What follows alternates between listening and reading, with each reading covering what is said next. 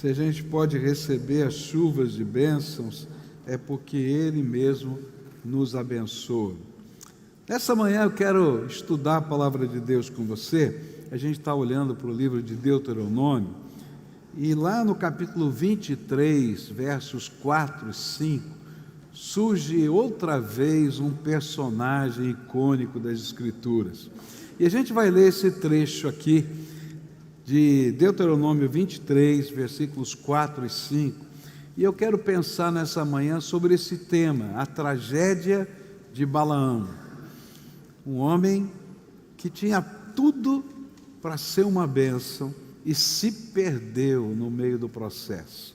Então aqui a palavra de Deus vai nos lembrar desse homem, dizendo assim, Deuteronômio 23, versículos 4 e 5, eu vou ler na versão da Bíblia na linguagem de hoje, que diz assim: quando vocês estavam saindo do Egito, eles não lhes deram comida nem água, e também porque pagaram Balaão, filho de Beor, da cidade de Petor, na Mesopotâmia, para amaldiçoar vocês.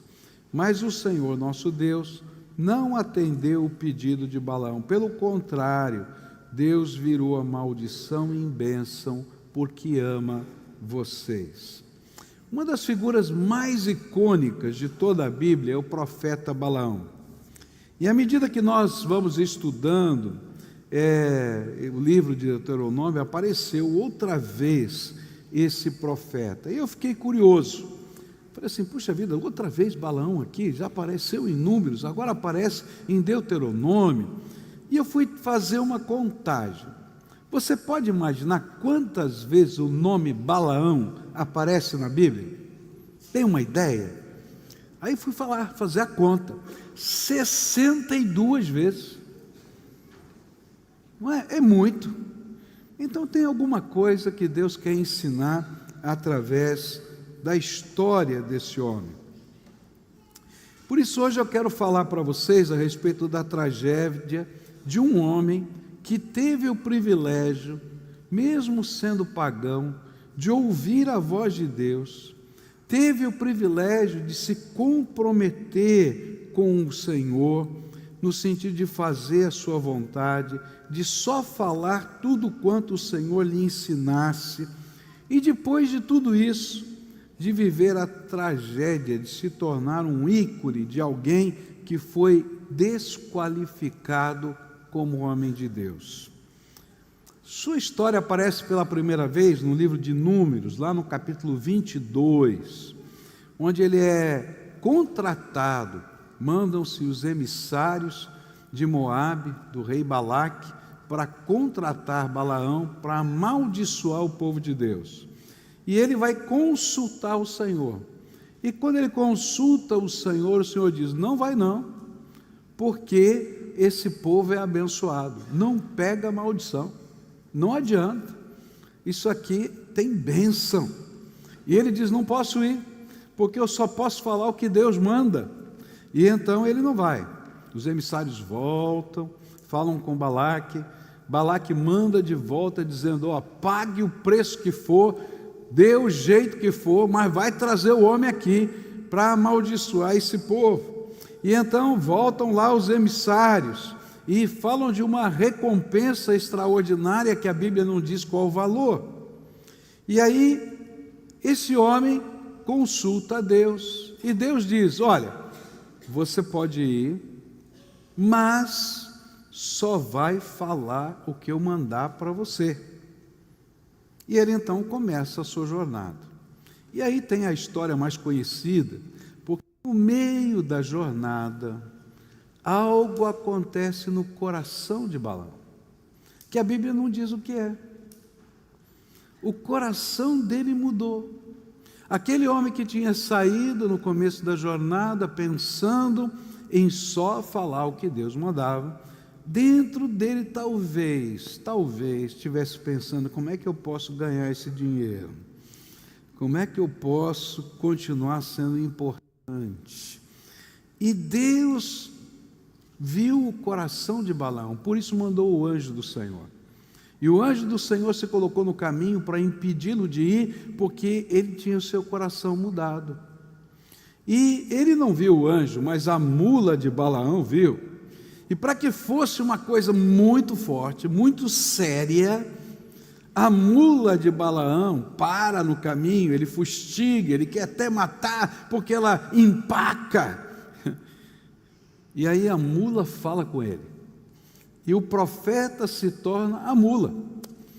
E diz: sou aqui, sua serva há tanto tempo, você me viu fazer isso alguma vez? E o interessante é que Balaão conversa com a mula e não percebe o que ela está falando. Tem coisa doida nessa vida, né? Tem gente que vive os milagres de Deus e não percebe que é milagre de Deus. E aí ele se depara com o anjo do Senhor, ele entende, e Deus lhe fala novamente com ele, e ele diz: tá bom, vou voltar, eu vou voltar. Ele falou: o problema não é ir nem voltar, o problema é o teu coração. Faça só o que eu mandar, e fale só o que eu mandar você falar. E ele então assume esse compromisso. E lá no livro de Números é interessante, porque se você vai ver Balaão, ele é convidado a amaldiçoar e ele abençoa. Ele é convidado segunda vez para amaldiçoar e ele abençoa. E ele faz exatamente o que Deus mandou. E se a história de Balaão terminasse ali, ele seria uma bênção. Mas outra vez o coração de Balaão mudou. E ele faz uma coisa que só uma semente de Satanás na sua mente poderia fazer. A Bíblia diz que, desejoso de obter os recursos que tinham sido prometidos antes da viagem, ele, depois de abençoar o povo, dá um conselho a Balaque e aos 5 reis de Midian, para levarem os israelitas a se prostituírem e adorarem os seus ídolos. E ele ensinou assim os inimigos de Deus a como fazer o povo de Deus perder a bênção do Senhor.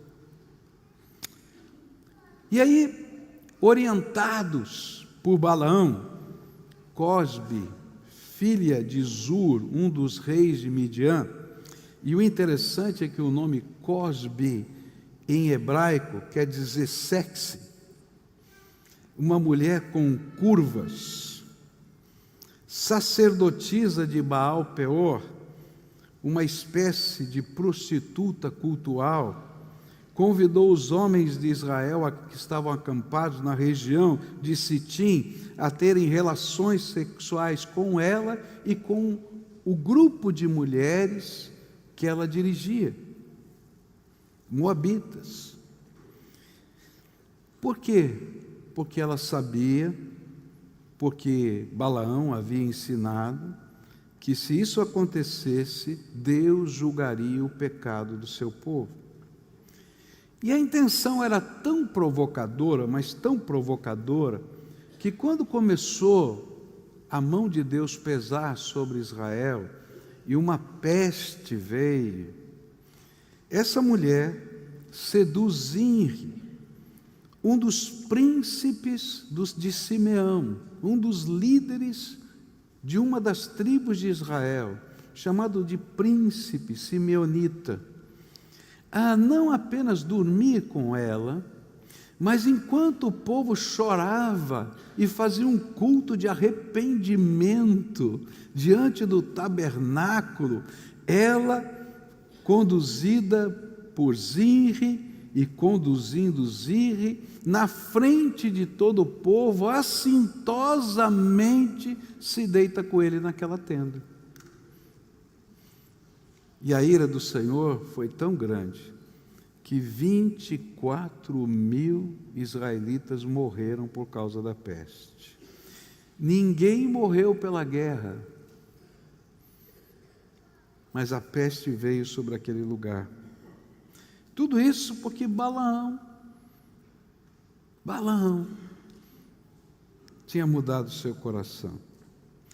E sabe por que Balaão fez isso? Por causa de dinheiro. A Bíblia diz que foi por causa de grana, de prestígio, para manter o seu status. E a pergunta que veio no meu coração, pela qual eu quero estudar nessa manhã, é o que faz um homem que viveu as experiências que Balaão viveu mudar tanto assim? E talvez essa seja uma das perguntas mais difíceis de responder, simplesmente porque a sua resposta tem a ver com aquilo que acontece no meu coração e no seu coração, que às vezes não é tão aparente. O que faz alguém como você se afastar da vontade de Deus? O que tenta o meu coração, eu, Pascoal, a me afastar da vontade de Deus? O que faz alguém como você fazer voluntariamente o que você sabe que desagrada o seu Deus? O que faz você ir contra as maravilhosas experiências com Deus que já marcaram a sua história e a sua vida? Por que que servos de Deus fazem isso? E eu quero sugerir algumas respostas à luz da Bíblia para essas perguntas. A primeira delas é porque às vezes nós, servos de Deus, não entendemos as implicações espirituais dos nossos atos. Nós estamos tão absortos, envolvidos nesse mundo material, que nós não entendemos as implicações espirituais das nossas atitudes no mundo espiritual. Quando eu comecei a pesquisar na palavra de Deus essas prováveis razões por que pessoas que conhecem o Senhor agem insensatamente, tentando encontrar jeitinhos de compatibilizar a vontade e o propósito de Deus com a sua própria vontade, seu próprio propósito, eu descobri que muita gente não compreende essas implicações no mundo espiritual. E às vezes nós somos tentados a minimizar essas implicações na nossa mente, não entendendo o significado espiritual dos nossos pecados, especialmente de alguns deles. Por que Deus julgaria o seu povo se houvesse idolatria e imoralidade sexual entre eles? Qual é a razão de Deus ser tão firme a ponto de matar 24 mil israelitas quando eles estavam chegando na terra prometida pela segunda vez? Isso aconteceu pouco antes deles tomarem posse da terra prometida. Veja qual foi a verdadeira razão. Deuteronômio capítulo 32, versos 16 a 18 explicam, diz assim: com os seus deuses falsos, eles provocaram a Deus, adoraram ídolos nojentos, e por isso ele ficou irado. Ofereceram sacrifícios aos demônios, a deuses falsos que não haviam adorado antes, novos deuses que os seus antepassados não conheciam. Esqueceram o seu protetor, desprezaram o seu pai e criador. Era porque a adoração a Baal não era apenas curvar-se diante de uma imagem, era adorar e servir a mente que estava por trás daquele culto, os demônios que controlavam o culto a estas imagens. Essa é uma discussão que vai para o Novo Testamento, a gente vai ler o texto depois. O ídolo é alguma coisa? Não, o ídolo não é nada. É uma estátua. Mas há uma inteligência por trás da instituição da idolatria. E essa inteligência que está por trás da instituição da idolatria é demoníaca. E aí as pessoas que dizem que servem a Deus estão flertando com o diabo. E acho que não tem consequência. A prostituição, por que a prostituição era algo tão sério? Porque não era apenas um ato sexual, mas o aceitar na sua própria carne a influência do espírito da prostituição que controla a prostituição. Sabe, alguns acham que a gente, quando fala sobre vida sexual santa, está falando só de boa moral e costumes. A Bíblia está falando muito mais do que isso, está falando das implicações espirituais. Existe uma ação demoníaca por trás destas coisas. Às vezes a gente não entende isso. Nós tínhamos um ministério chamado Circo da Vida, e esse circo ele era montado em vários bairros, vários lugares, e para a gente começar trabalhos novos. Ele ficava ali mais ou menos 30, às vezes 60 dias, tendo culto todo dia, todo dia. Durante o dia tinha ação social, à noite era culto, e ali depois, quando desmontava a tenda, a gente abria um trabalho novo de igreja naquele lugar. E assim foi plantada uma igreja num determinado lugar. E quando trabalhando com as crianças durante o dia e fazendo culto à noite, bateu diante de nós uma dificuldade muito grande. Uma família que foi pedir ajuda, porque o pai abusava do seu filho de 7 anos de idade. Não pensem vocês que eu estou falando de uma coisa que acontece só lá longe, não. Tem muito segredo de família que ninguém fala nada, de coisas horríveis acontecendo. Aí os pastores que trabalhavam nesse trabalho, nesse ministério, foram visitar a família e foram confrontar aquele pai.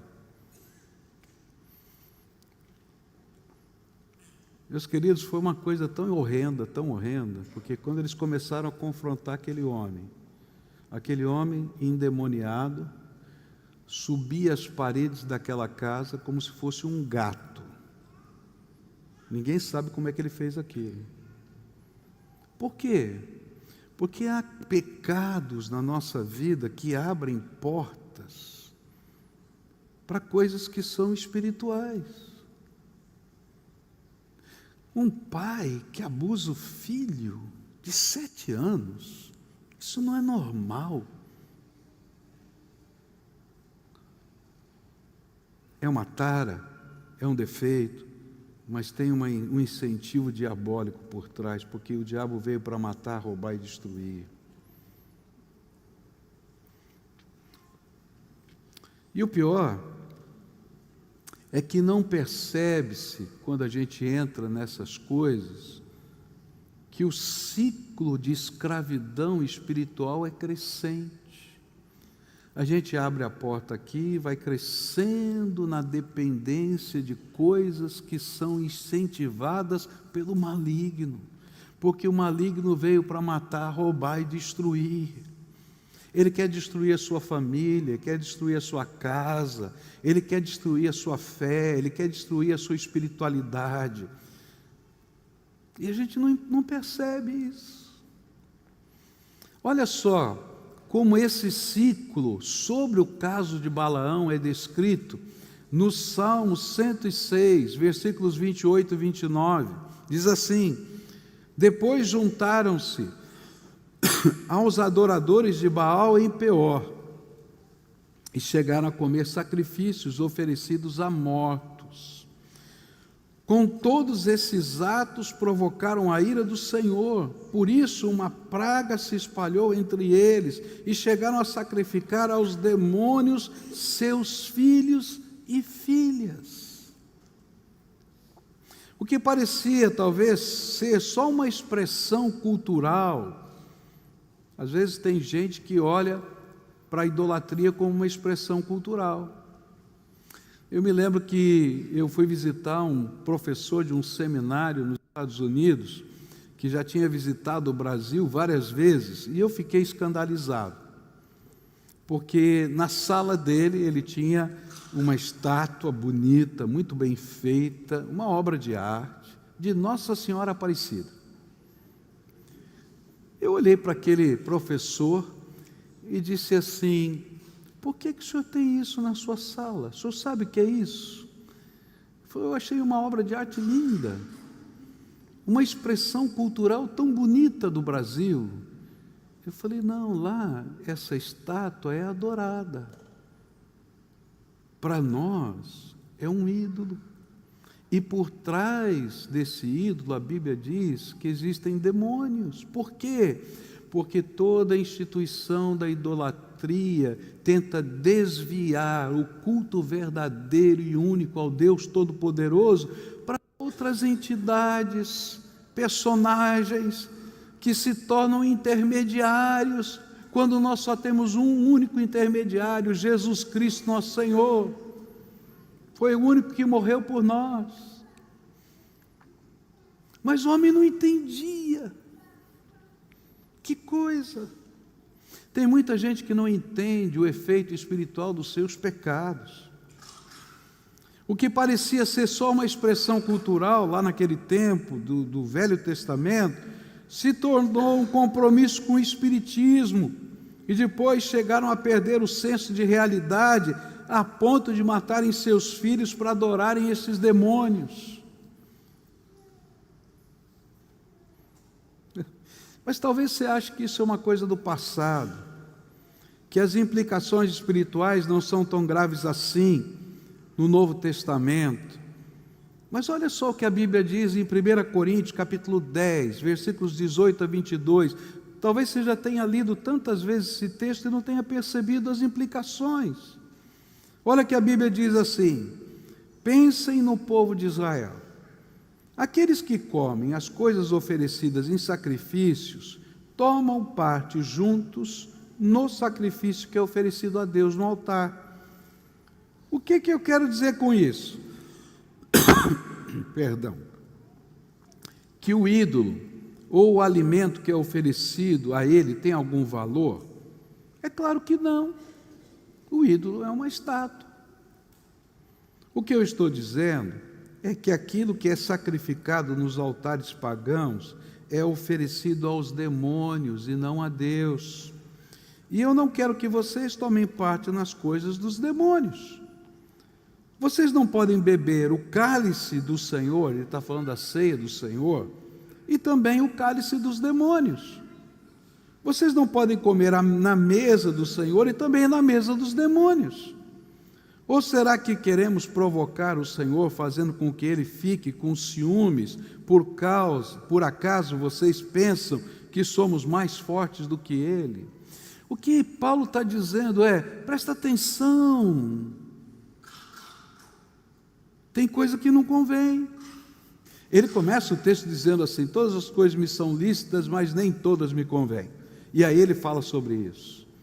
Por que não convém? Porque você foi lavado no sangue de Jesus Cristo e selado com o Espírito Santo da promessa, e você pertence ao Senhor. Agora, se você não entende as implicações espirituais de você receber a marca de Jesus na sua vida, você vai cometer coisas malucas, como Balaão fez, porque não entendeu a santidade do Deus que estava falando com ele. Paulo vai nos mostrar que os ídolos não são nada, menos que estátuas, mas há uma inteligência diabólica por detrás de tudo que nos afasta de Deus, e quando optamos em seguir os conselhos desta inteligência diabólica, nós estamos servindo demônios e não a Deus. Pecado voluntário, pecado que não é um acidente, mas que é decisão na tua vida, é algo que Deus não aceita, porque você não entendeu as implicações espirituais. E quando ele fala da imoralidade sexual, ele está dizendo que não é um pecado simplesmente contra os bons costumes, como alguns pensam, mas que tem profundas implicações espirituais. E lá em 1 Coríntios 6, 15 a 20, ele diz assim: vocês não sabem que seus corpos são membros de Cristo. Tomarei eu os membros de Cristo e os unirei a uma prostituta? De maneira nenhuma.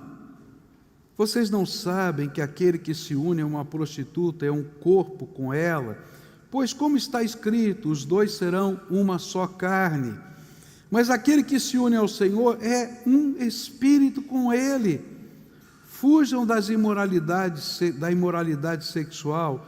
Todos os outros pecados que alguém comete fora do corpo, os comete, mas quem peca sexualmente, peca contra o seu próprio corpo. Acaso não sabem que o corpo de vocês é santuário do Espírito Santo que habita em vocês, que lhes foi dado por Deus e que vocês não são de vocês mesmos, vocês foram comprados por alto preço, portanto glorifiquem a Deus com o seu próprio corpo. O que Paulo está dizendo é uma coisa muito forte. Preste atenção. Zinri, um profeta, ou melhor, um príncipe dos simeonitas, ele se deita com Cosbe, e assintosamente ele leva Cosbe para sua tenda, no momento em que todo o povo está reunido em volta do tabernáculo, jejuando e orando e pedindo perdão para acabar com a peste. Ele não levou Cosbe para o tabernáculo, ele levou para a sua tenda.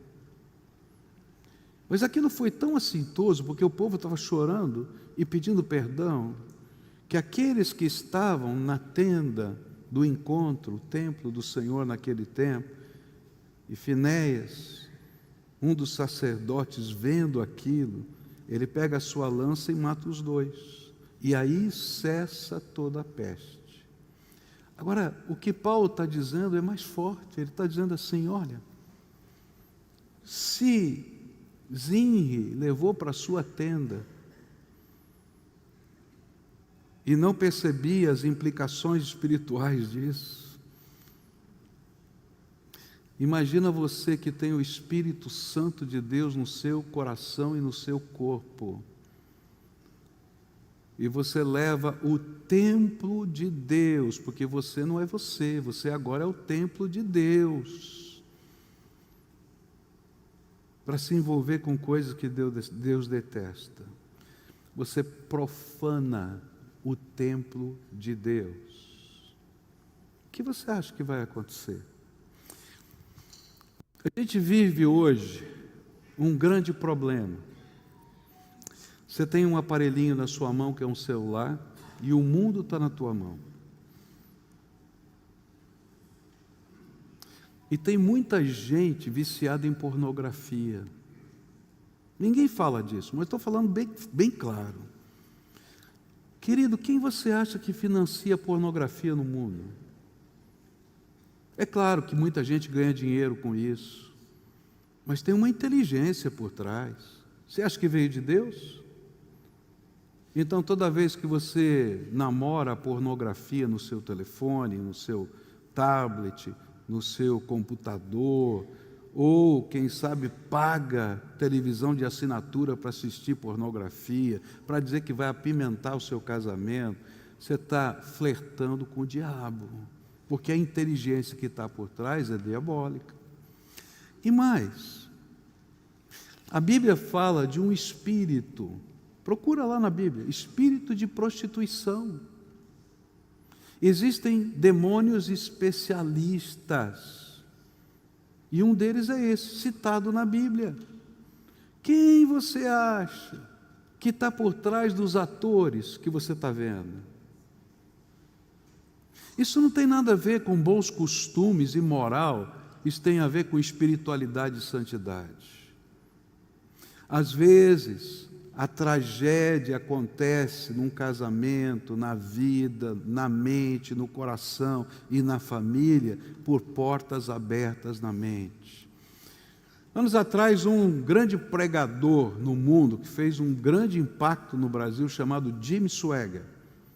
Muita gente Eu me lembro que na década de 1980, uma classe de escola dominical da igreja que eu pastoreava, não dava aula, ligava a televisão e assistia o sermão do Jim Swaggart naquele momento. De tamanho impacto que a pregação dele fazia no Brasil. Outro grande pregador foi Rex Humbard, mas esse foi o que abriu a porta aqui no Brasil. E sabe o que aconteceu? Esse homem caiu em pecado, e aquele pecado se tornou público. E um dia ele deu o testemunho de como é que ele caiu em pecado. Sabe como é que é? Ele começou lendo literatura pornográfica. E aí a mente dele ficou cheia de porcaria. Aí ele não se contentou mais em ler. Ele começou a assistir pornografia. Aí ele não se contentou mais em só assistir, ele ficou tão aficionado que ele queria experimentar algumas coisas que estavam ali. E aí começou a pagar para experimentar. E sabe, Deus publicou no Jornal Nacional do Brasil e do mundo inteiro o pecado desse homem. Eu me lembro de ouvir no Jornal Nacional os comentaristas falando da queda de Jim Swaggart. Por quê? Porque Deus leva tão a sério, mas tão a sério as coisas espirituais que estão acontecendo no mundo espiritual, que Ele começa a julgar pela sua própria casa. Por que gente tão espiritual cai? Porque não entende que é templo do Espírito Santo. Muitas pessoas que já viveram coisas tremendas da graça de Deus, às vezes se tornam permissivas, simplesmente porque não entendem o que ocorre no mundo espiritual, quando voluntariamente decidem ir contra a vontade de Deus e seguir os ditames daqueles que controlam o jeitão de viver do nosso mundo. Sabe, eu estou falando de sexualidade, estou falando de idolatria, mas eu quero que você entenda quem controla o jeitão que se vive nesse mundo. Quem é que está ditando as normas da nossa cultura? O que parece tão normal para você, que está sendo incentivado dentro da nossa cultura. Vou ler para você na Bíblia, quem é que está ditando essas normas? Olha só o que a Bíblia diz em Efésios 2, 1 e 3. Ele diz assim: vocês estavam mortos por causa da sua desobediência e dos seus muitos pecados, nos quais costumavam viver como o resto do mundo, obedecendo ao comandante dos poderes do mundo invisível. Ele é o Espírito que opera no coração dos que se recusam a obedecer. Todos nós vivíamos desse modo, segundo os desejos ardentes e as inclinações da nossa natureza humana, e éramos, por natureza, merecedores da ira como os demais. Quem é que está no controle? O que a Bíblia está dizendo? Existe uma inteligência. E essa inteligência está dizendo: isso aqui é normal, isso aqui é desse jeito, não tem problema. E aí a gente começa a ouvir absurdos.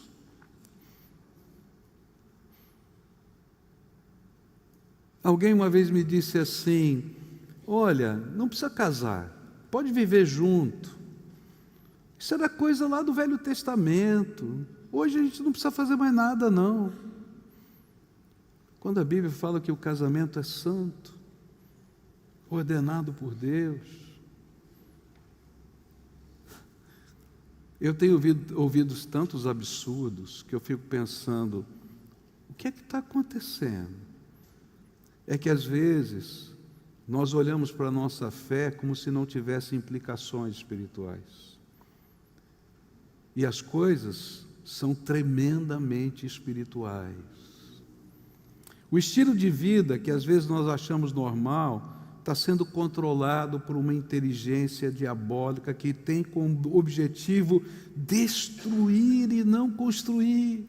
Queridos, olhem para a nossa cultura e vejam o que está acontecendo, uma destruição da família. Você sabia que na maioria das escolas do Brasil não pode mais comemorar o Dia das Mães? Sabia? Ora, só um tolo não percebe a intenção. Não pode comemorar Dia das Mães, não pode comemorar Dia dos Pais. Tem uma intenção por trás. É desmitificar o valor da família, dos vínculos, dos compromissos. Quem é essa inteligência que está por trás? Uma inteligência que diz que uma criança de 5 anos pode decidir a sua sexualidade, se é homem ou mulher. É tão louco isso, tão louco, tá? Que os conselhos de medicina mudaram agora, dizendo que não vão seguir determinadas leis, por causa do número de arrependimentos que ocorreram depois que seguiram, porque as pessoas não estavam conscientes de fato do que estava acontecendo com elas. Estão sendo perseguidos.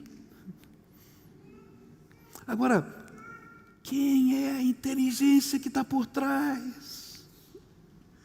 Quem é a inteligência que está por trás, que chega numa aldeia indígena, por exemplo, onde a cultura daquela aldeia diz que se um gêmeo nascer, um deles tem que morrer. Ou se ele tem uma manchinha na pele, a criança tem que morrer porque é amaldiçoada.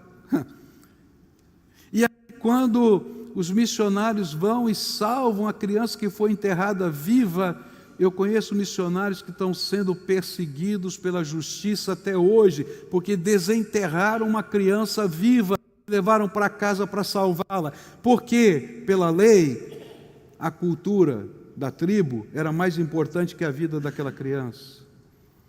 Qual é a inteligência que está por trás? Queridos, isso aqui não tem nada a ver com ideologia, isso aqui não tem nada a ver com direita ou esquerda, isso tem a ver com valor. A vida vale mais. Agora, quando você decide fazer voluntariamente o que Deus disse para você não fazer, seja por qual motivo for, você escolhe viver sobre a direção e a influência do inimigo na sua vida. Você abre uma porta. Isso pode chegar ao ponto de Deus ter que entregar ao próprio inimigo você, para a destruição da sua carne. Tem algumas coisas na Bíblia que a gente não entende. Você já leu, mas você não entende. De repente, o apóstolo Paulo fala 2 vezes, em 2 situações diferentes sobre isso. Ele diz assim, em 1 Coríntios 5, ele diz assim: entreguem esse homem a Satanás para que o corpo seja destruído e o seu espírito seja salvo no dia do Senhor. Sabe, você não está entendendo as implicações espirituais do que você está vivendo. Chega num ponto que Deus tira a mão de bênção e você começa a experimentar a sua própria decisão. Mas chega num ponto que isso fica tão nojento aos olhos de Deus que ele fala assim: deixa Satanás fazer o que ele quiser com ele. Arrebenta a vida. Queridos, tem muita gente sendo arrebentada por Satanás, precisa de libertação, precisa de vida nova, precisa de coisa nova, porque não entende as implicações espirituais. Em 1 Timóteo, capítulo 1, versos 19 e 20, ele diz assim: mantendo a fé e a boa consciência que alguns rejeitaram, e por isso naufragaram na fé. E entre eles estão Emineu e Alexandre, os quais entreguei a Satanás, para que aprendam a não blasfemar. É outro caso.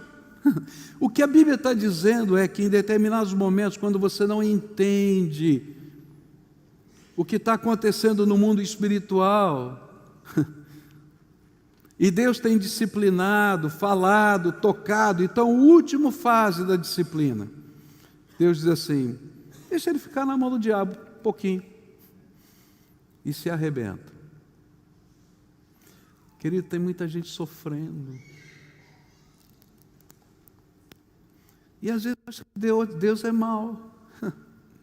Mas não entende que toda decisão que você toma tem consequências na sua vida. E elas fazem parte não apenas da sua mentalidade desse mundo, mas tem implicações espirituais. Toda decisão tem efeitos concretos no mundo espiritual. E a nossa salvação é muito mais do que abrir a porta do céu. A nossa salvação é descrita no Novo Testamento como pessoas que foram arrancadas do reino das trevas e fomos colocados no reino da luz. Você estava sob a influência, o controle do reino das trevas.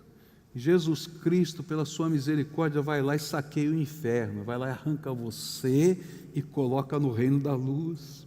Agora, se você está no reino da luz, namorando o reino das trevas, ele diz: então fica lá.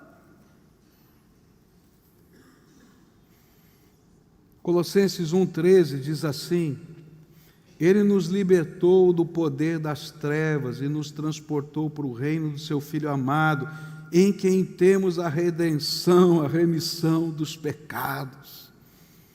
Sabe, optar por não servir ao Senhor é uma opção para ficar nas trevas, sob a influência daquele que a domina. Muitos não têm ideia das implicações espirituais das suas decisões e são iludidos por um falso senso de liberdade, que é descrito na palavra de Deus em textos que falam do caminho de Balaão. O caminho de Balaão é você imaginar que você tem uma liberdade tão grande que pode optar tudo e que não tem consequência nenhuma. Olha só o que diz 2 Pedro 2, 19 a 22, prometendo-lhes liberdade, eles mesmos são escravos da corrupção, pois o homem é escravo daquilo que o domina. Quem domina você? O Espírito Santo? Ou o que domina você?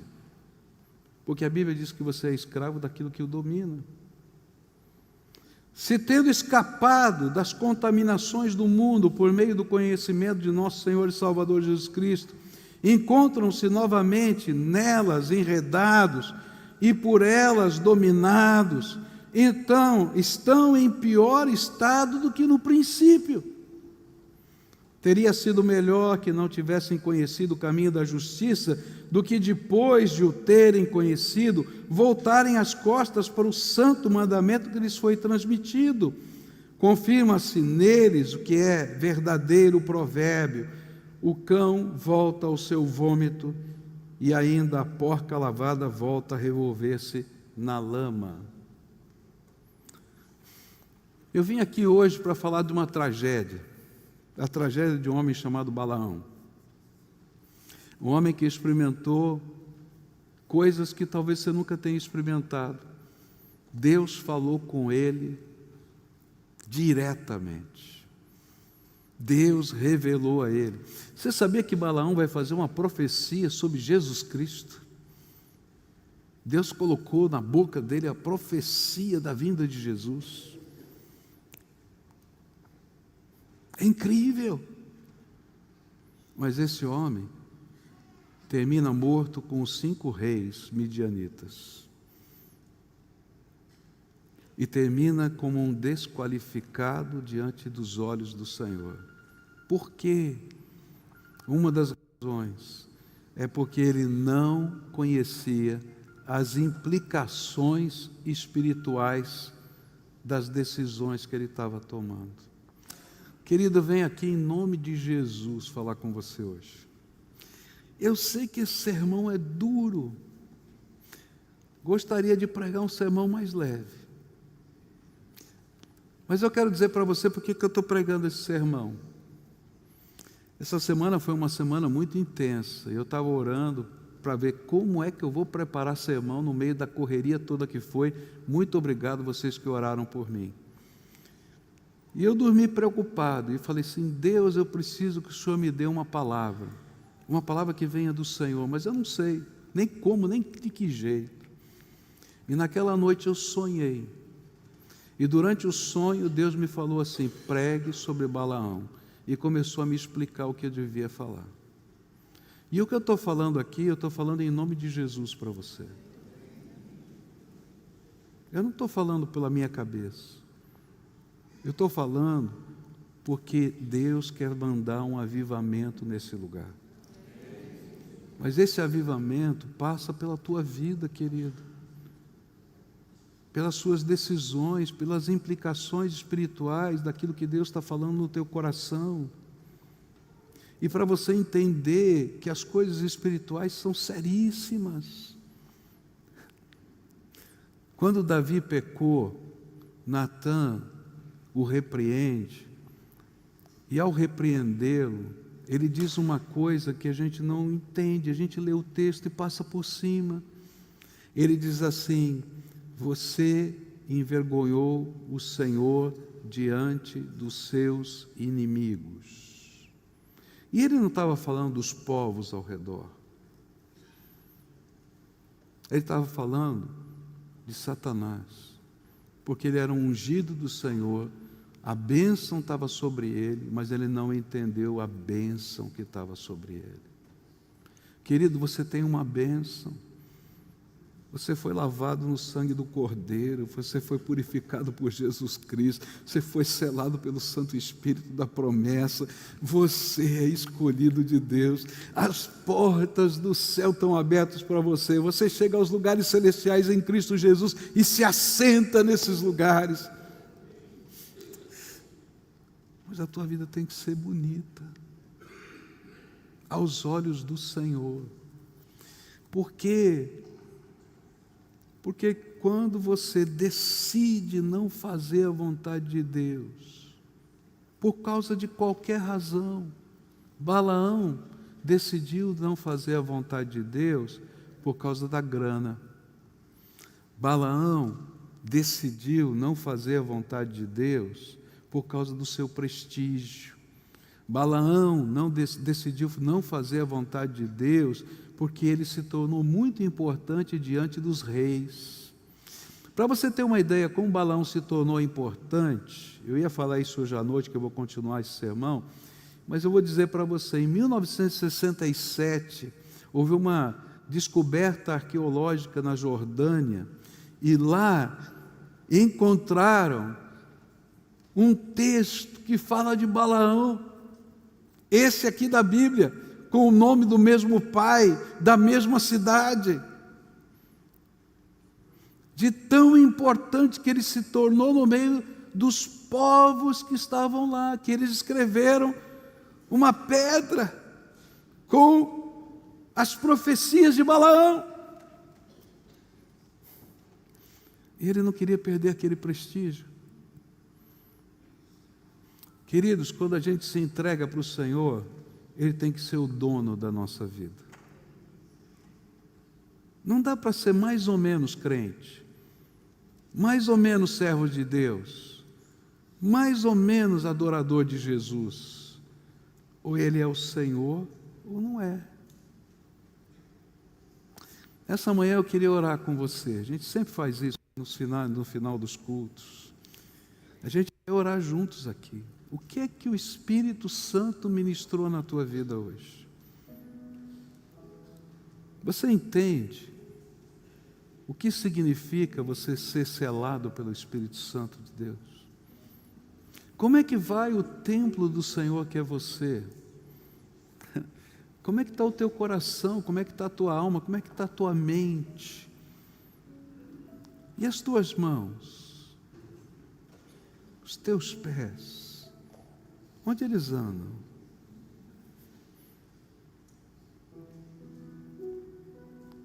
Jesus pode olhar de cima e dizer: esse aqui é meu servo, essa aqui é minha serva.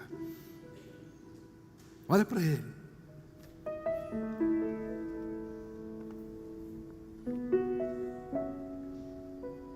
Porque às vezes a gente está seguindo os rumos que não são os rumos de Deus. E sabe, Satanás é muito astuto. Ele coloca tantas desculpas. Eu fiquei pensando quais seriam as desculpas de Balaão. Eu acho que ele disse assim: Deus, fiz tudo o que o Senhor mandou. Eu te obedeci em absolutamente tudo. Não fiz nada de errado, Deus. Eu só disse a verdade. A verdade é que se eles fizessem essas coisas, o Senhor ia julgá-los. Não é verdade? O problema foi deles, não é meu. Qual é o problema? Se eles queriam me pagar por essa verdade. Qual é o problema? Não tem nada de errado. E eu fico ouvindo quantas desculpas parecidas a gente tem para os pecados, para o afastamento de Deus. Por isso Paulo vai dizer: todas as coisas me são lícitas, mas nem todas convêm. Você vai fazer o que você quiser, porque Deus não colocou uma algema para você, e não vai dizer, você está proibido disso, daquilo, e vai dizer, não presta, sai disso, deixa eu te abençoar. Agora, se você entende o valor disso, você vai buscar essa bênção com toda a alegria e força da sua alma. Eu me lembro de uma vez que estava lá no sul do país, falando de uma situação de exclusão. Um líder da igreja estava em pecado, de adultério. E eu fiquei tão admirado porque todo mundo achava normal. Mas você lembra que o pecado chama outro, né? Mas quando eu falei que ele devia dinheiro para um irmão, todo mundo queria pedir a exclusão dele. E eu fiquei pensando, mas por quê? Porque às vezes a gente é seduzido pelos valores desse mundo e não percebe. Hoje eu queria que você olhasse para o seu coração e se lançasse aos pés de Jesus e deixasse Ele ser o Senhor da sua vida. Se tem alguma área que você está vivendo conflito, confessa, mas dá nome, diz: Senhor, estou pecando nisso, tenha misericórdia de mim. Senhor, tenho sido seduzido por essas coisas, tenha misericórdia de mim. Senhor, eu sei, mas não tenho feito, me perdoa, Senhor. E sabe, o avivamento vem quando o povo de Deus enxerga isso, se arrepende, mas não um arrependimento da religiosidade, mas o arrependimento que se firma pactos com Jesus, que busca o poder do Espírito, que quer viver coisas novas da graça. Não só o poder, porque Balaão conhecia o poder, mas a integridade da alma. Curva a sua fronte agora e ora ao Senhor. Eu não vou chamar ninguém aqui à frente hoje, não. Eu só queria que você se apresentasse diante de Deus e você confessasse o que Deus está mostrando para você e deixasse o Espírito Santo trabalhar. Pede para o Senhor abrir os seus olhos. E quem sabe tenha coisas na sua casa que Deus detesta. Dá fim a elas hoje, por favor. Porque aquelas coisas, a Bíblia diz, que provocam os ciúmes de Deus na sua vida. Talvez tenha vínculos que você precisa desfazer, quebrar. Tome atitudes, não só com palavras, mas com ações.